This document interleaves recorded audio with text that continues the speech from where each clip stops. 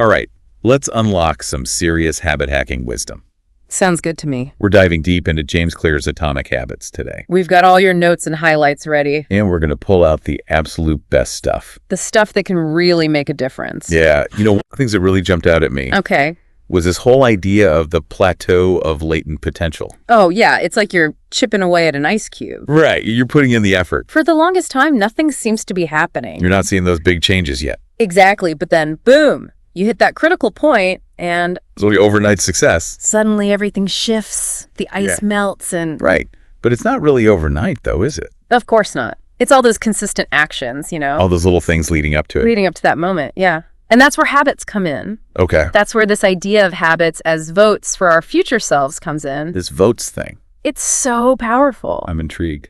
All right, so every time you do something, it's like you're casting a vote for the type of person you want to be. I see. You want to be a writer. Every time you sit down and write, that's a vote for writer. So, like, if I hit snooze every morning, I'm voting for, not a morning person. You got it. Ouch. And those votes add up, Okay. You don't have to be perfect. Right. But the more good votes you cast, the closer you get to becoming that person. It's like I'm building my own identity. You got it. Brick by brick with these little choices. And the cool thing is you have the power to change those tricks anytime you want. I like that. You're not stuck. Right. You're constantly building and evolving. Okay, so we've got this idea that our habits are shaping who we are. Yeah. But how do these habits actually form in the first place? Well, Clear breaks it down into 4 stages. Okay. Cue, craving, response, and reward. Okay. Think of it like a feedback loop. All right, walk me through it. Okay, imagine you see a plate of freshly baked cookies on the counter. Ooh, cookies. There you go. That's your cue. I'm already craving them just thinking about it. That's the craving ticking in, that desire, right? That anticipation of how good those cookies will taste. And that drives your response. I reach for a cookie. You reach for a cookie and take a bite. The reward is pure bliss. Exactly. And that reward reinforces the entire loop, right? So it makes me want to do it again. It makes it more likely you'll repeat it next time you see those cookies. I see. So each step in this loop is important. Yeah. If we can break that chain somewhere, we can disrupt the habit. Right. And one of the most powerful ways to do that is by changing our environment. Ah, yes. Environment design. Clear talks about this a lot. He does. And there's this fascinating example he uses about Vietnam War veterans. Really? And heroin addiction. That sounds intense. It is. So during the war, a lot of soldiers became addicted to heroin. Right. But when they came back home, a surprising number of them just quit. Wait, really? That's surprising. Right. But think about it. In Vietnam, they were surrounded by cues, right? Easy access to the drug, stress of war, their buddies using back home, all those cues were gone. Gone, exactly. Yeah. So the habit was harder to maintain. So our surroundings are really powerful. They are. If we can change our environment to support our habits, exactly, it becomes much easier to stick to them. It does. So are you saying we should all move to a deserted island? Maybe not that extreme. To break bad habits. But we can all take a look around, right? Okay. Our homes, our workplaces, even our digital spaces. Yeah. And think about how we can make small changes to support the habits we want to build. So if I'm trying to read more, I could make sure there's a book on my bedside table. Exactly. Or if you want to eat healthier, put a bowl of fruit on the counter instead of a bag of chips, right? So make the good choices the easy choices. It's all about that. Okay, I'm starting to see how this ties together. But let's talk about dopamine for a minute. Okay. That seems to play a big role here. Absolutely. Dopamine is the feel-good neurotransmitter. Right. And it's all about anticipation. See, I've always thought it was the reward itself. Yeah. But you're saying it's actually the anticipation. The anticipation of the reward, exactly. That gets us hooked. It's that feeling of excitement. Right. That craving we get when we think about something we want. Like when you see that notification that your food delivery is coming. Right, exactly. That little dopamine hit. And Clear suggests we can use this to our advantage. Oh, okay, how? With something he calls temptation bundling. Ooh, what is that? It's about linking something you need to do with something you want to do. I see. Like only letting yourself watch your favorite show while you fold laundry. So you're basically tricking your brain. You got it.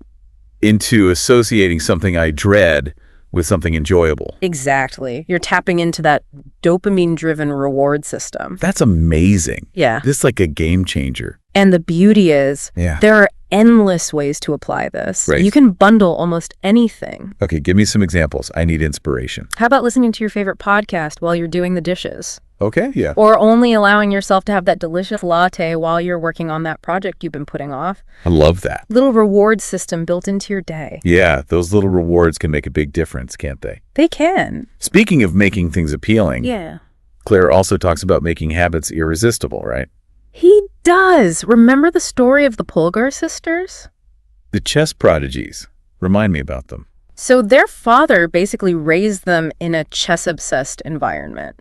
Wow. Chess was everything, you know? Okay. Their education, their playtime. That's intense. Everything revolved around chess. But I guess it worked. It did. They became incredible chess players. Yeah. And the interesting thing is, they didn't seem to resent it. Really? Because their environment was so carefully designed, chess became something desirable to them. So it's not about forcing ourselves to do things we hate. No. It's about finding ways to make them appealing. Exactly. And a lot of that comes from the people we surround ourselves with too, right? It does. Think about Mike Massimino.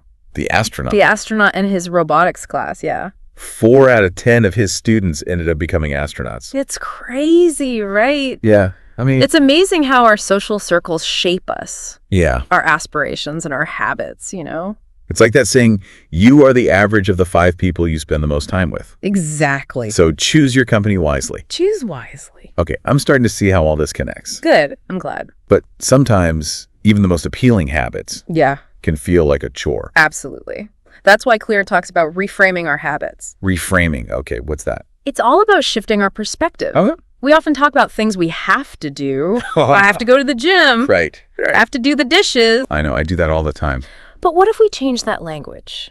Okay. What if we said, I get to go to the gym and build strength? Sensitive. Or I get to do the dishes and have a clean kitchen. I like that. Right. It's like giving my brain a pep talk. By reframing those half-toss into get-toss, we can make those tasks feel less like obligations and more like opportunities. I love that. But what about when even those pep talks aren't enough?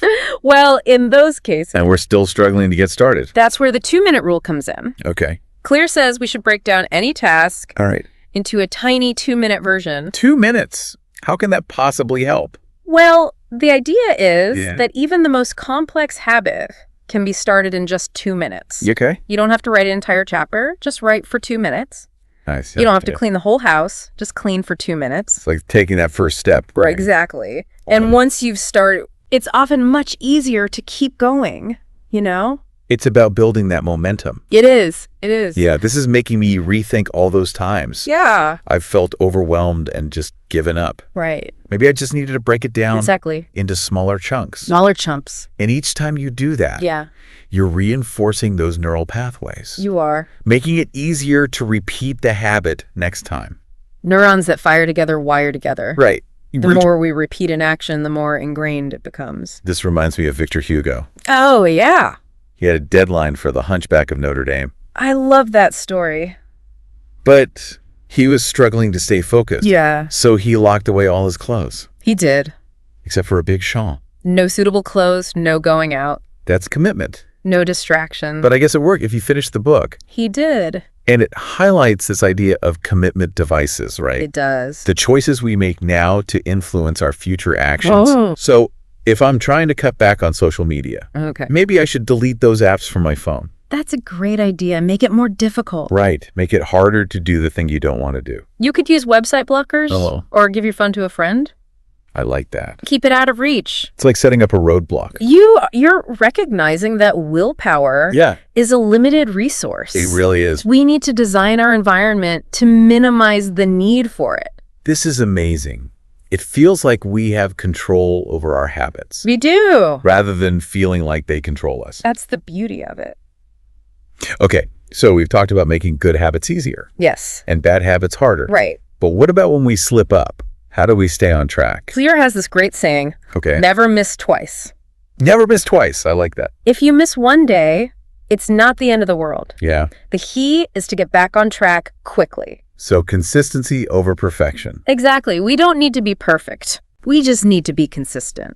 It reminds me of those paperclip jars. The paperclip jars. Even if we have a day, we don't move any clips. Right. It's important to start fresh the next day. You got it. And remember, habit tracking is a powerful tool. It is powerful. It can really help us stay motivated. Yeah, but it's not just about blindly tracking numbers. Right. We need to make sure you don't want to sacrifice the quality. That those numbers reflect meaningful progress. Exactly.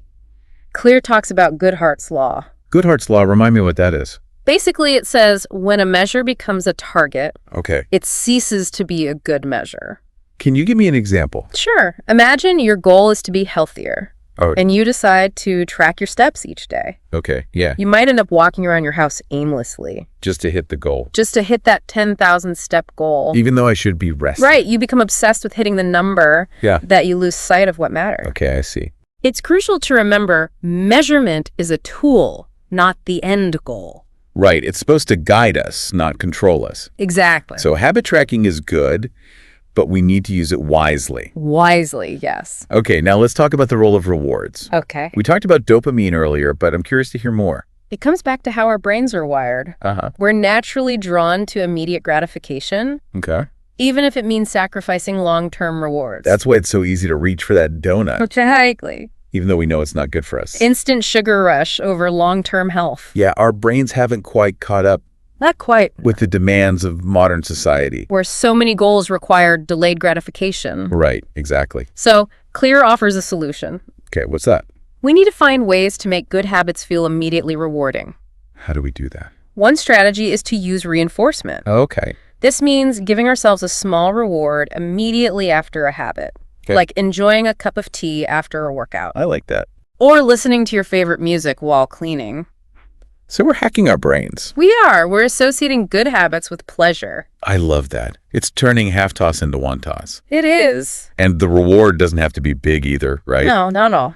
It's about finding something that truly brings you joy. Exactly. This reminds me of those coffee shop loyalty cards. Oh, yeah. They're tapping into this reward system. They are. A little incentive to keep coming back. And it feels good to get that free drink. It does. A small reward, but it keeps us motivated. Okay, so rewards are important for making those habits stick. Yeah. But how do we keep our enthusiasm up? Well, how do we prevent those habits from becoming boring? Clear talks about variability, keeping things fresh. So if you're always doing the same workout, maybe try mixing it up. Maybe try a new class, find a different running buddy. Exactly. Listen to different podcasts or music while you run. So it's about finding ways to keep it interesting. Keep it fresh, yeah. So it's not about finding the perfect routine. No. And sticking to it rigidly. No. It's about adapting and evolving. It is. This is a whole new way of thinking about habits. Is it? It's not about seeing them as rules. Yeah. You know, right. We can approach them with a sense of curiosity. Exactly. That's what makes Atomic Habits so brilliant. It's not just a collection of tips. Yeah. It's a comprehensive framework. Okay, this has been amazing. I'm glad. We're running out of time for this part, though. Okay. But there's still so much more to explore. Don't worry, there's plenty more. So stay tuned for the final part. We'll be back soon. Of our deep dive. With more Atomic Habits. We'll learn even more ways to level up our habit game. We will. Welcome back. Back for more. Last time, we dug into some pretty mind-blowing concepts. Yeah, like how our tiny daily choices shape our future selves. Atomic habits, man. This stuff is powerful. It is, isn't it? We talked about environment design. Right. That dopamine reward system and how small changes can make a huge difference over time. But let's be real. Okay. We're not always going to be super motivated, are we? That's the truth. Motivation can be fickle. There are going to be days when we just don't want to do the things we know we should do. Absolutely. So what do we do on those days? You know, when thinking about going for a run or working on that project, makes us want to crawl back into bed. I think the key here is recognizing that we don't always need to feel motivated to actually act. Wait, seriously? Yeah. You're telling me I can build habits even when I don't feel like it? You can. Think about it. Really? That sounds too good to be true. Think about all the things you do effortlessly. Okay. Even when you're not feeling particularly inspired. Like what? Scrolling through your phone, checking email, watching TV. Okay. Yeah, guilty as charged. Those are habits too, right? Right. We rarely need a burst of motivation for those. That's true. They're just automatic. They're just part of our routine. So how do we make the good habits just as automatic? Well, Clear suggests focusing on what he calls friction. Friction. Yeah, reducing the friction associated with those habits. So like if I'm trying to get to the gym more often, Okay. I should make it as convenient as possible. Exactly. Like joining a gym that's on my way to work. Right. Remove any obstacles that might make it harder. So this ties back into environment design then. It does. It does. It's not just about making cues obvious. It's also about making the desired actions easier. Absolutely. It's all about creating an environment that helps me reach my goals. That's the key takeaway. So if I want to read more, I could keep a book on my bedside table. Exactly. Make it effortless to pick it up and start reading. Right, instead of having it tucked away on a bookshelf somewhere. It's about making the good choices, the easy choices. I like it. It's like setting ourselves up for success. That's exactly what you're doing. Before we even start. Right. What's one tiny thing you could do right now to make a desired habit easier? Could you lay out your workout clothes? Okay, yeah. Put a healthy snack on the counter. I could do that. Just little things. These are good, actionable tips. They are. It's about making those good habits as frictionless as possible. Right. Now, what about those bad habits? Okay. Any advice on how to make those less appealing? Remember Victor Hugo.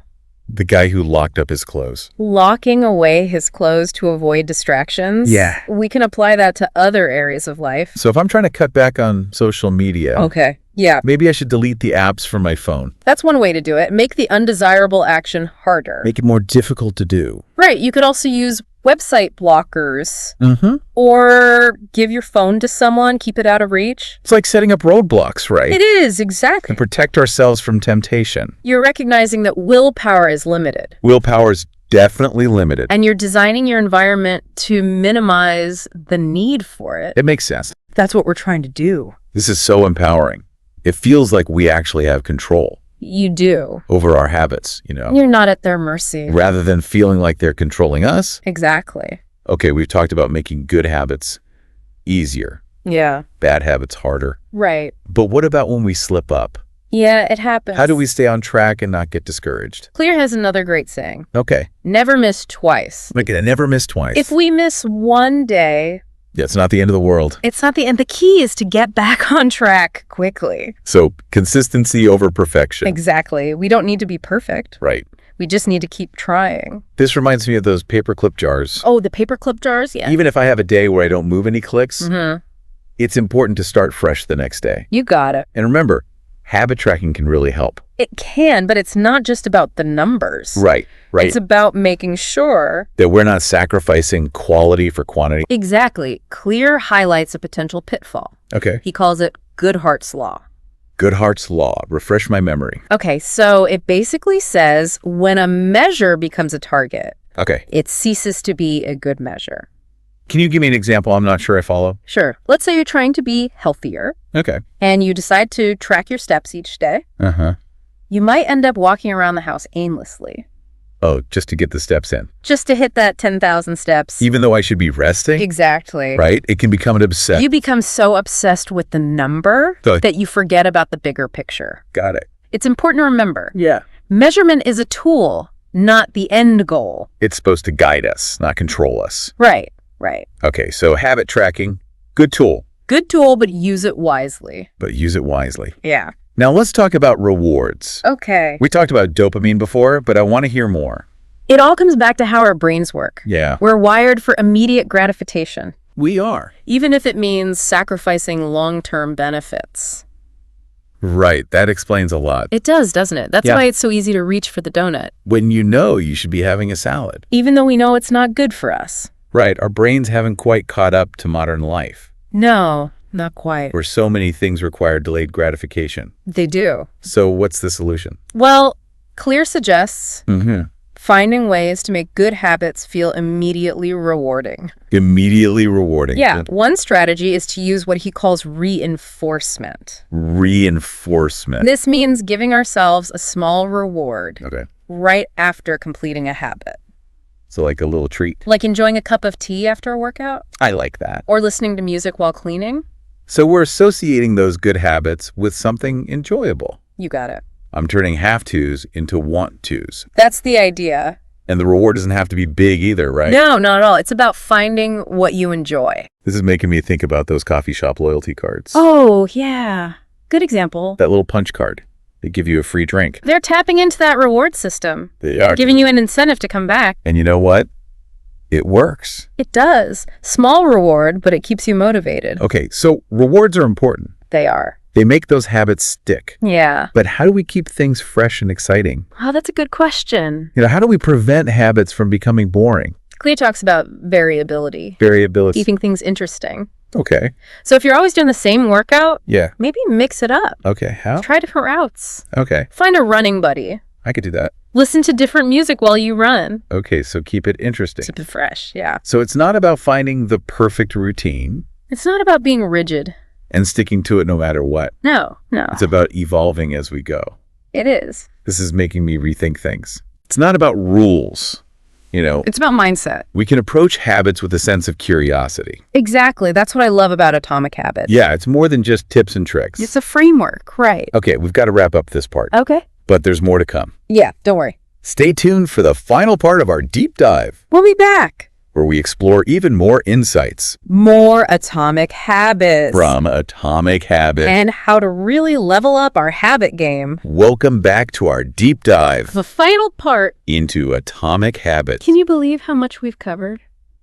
It's been a lot, but so interesting. I know, right? There's one key concept we need to circle back to. What's that? Identity. Oh yeah, identity, the foundation of it all. Clear says it's not just about changing our actions. It's deeper than that. It's about changing who we believe we are. It is. It's about... So it's less about checking things off a list. Right. It's more about becoming the type of person who naturally does those things. It's a mindset shift.